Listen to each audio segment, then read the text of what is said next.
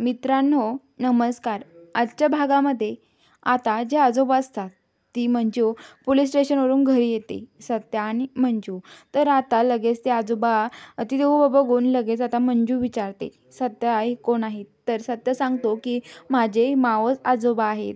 तर आता लगेच मंजू त्यांच्या पाय पडायला लागते. तर ते आजोबा म्हणतात की अशा वर्दीवर पाय नाही पडायचं माझ्या, जा तिकडून तू साडी वगैरे नीट व्यवस्थित घालून ये आणि मग माझ्या पाया पड, असं ते मंजूला म्हणतात. तर आता इकडं मम्मी साहेबांनी त्यांनी पण कामाला लावलेलं असतं. मम्मी साहेबांनी त्यांना चुलीवरती स्वयंपाक बनवायला सांगितलेलं असतं.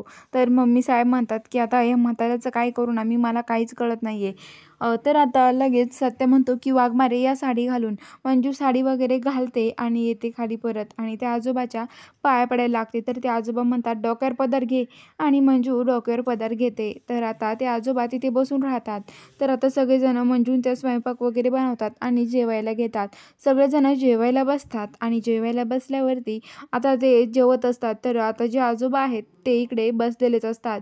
ते काही जेवायला येत नाही. तर आता मम्मी साहेब त्या सगळेजण जेवण करायला लागतात. तर आता ते आजोबा तिथे येतात आणि यांना सगळ्यांना बघून ते गपचूप बघतात आणि ते बघितल्यावर ते आतमध्ये येतात आणि म्हणतात, काय तुमचे असे संस्कार आहेत का सगळ्यांचे?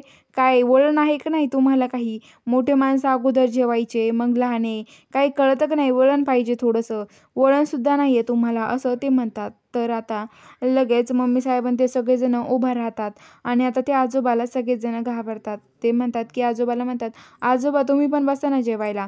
तर आता मंजू असं म्हणल्यावरती ते आजोबा म्हणतात, डोक्यावरचा पदर कुठं गेला? डोक्यावर पदर घे.